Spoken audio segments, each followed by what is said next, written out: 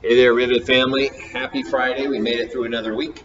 We're finishing up this week of workouts with a little workout called Free Agent. As you can see, we're doing 6 rounds for time, 200-meter run, 21 wall balls, 15 kettlebell swings, 9 chest bar pull-ups.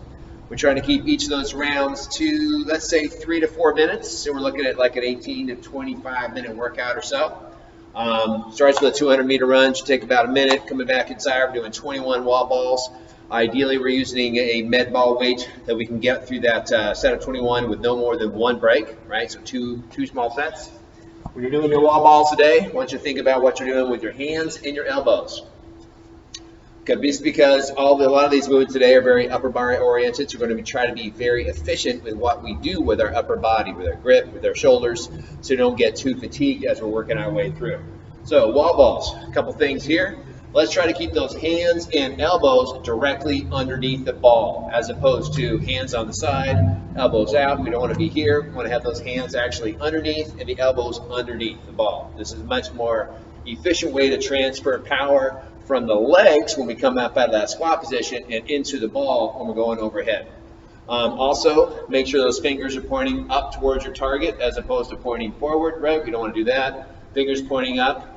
And then last thing I'll say, in order to lessen fatigue on the upper body, is after you throw your wall ball, right, you throw it up, rather than standing like this for your waiting for your ball to come back down, throw the ball up, go ahead and let your hands drop back down to your rack position, catch the ball here, and go right into your next squat, all right? Then we got kettlebell swings after that, 15 reps. Same deal, we're trying to get through this set of 15 with no more than 1 break, so choose the right weight kettlebell. For the kettlebell swings and the pull-ups, let's think about how keeping a big chest, right? The focus here is kind of keeping those shoulder blades pulled back and down. And a good way to think about that is, boom, just kind of keep a nice big chest in the front. When we're doing our kettlebell swings today, we keep those shoulders pulled back and down, have a nice big chest. This leads to a more efficient path with the kettlebell, right? As opposed to kind of letting the chest or the shoulders come forward, the chest kind of cave in a little bit. We actually end up with a bigger, looser range of motion, as opposed to having a nice big chest. We end up with a shorter, more efficient range of motion with our kettlebell swings. And then last thing is 9 chest to bar pull-ups. I know not everybody has these. I have some variations there for you in the programming notes. This could be just regular kipping pull-ups. This could be banded pull-ups. There's a variety of things there. But also, going back to our kettlebell swing, big chest. Remember, we're hanging on the bar, if we're doing ring rows, pull-ups, chest bar pull-ups, whatever. We want to have active shoulders, right? We want to keep those shoulder blades pulled back and down.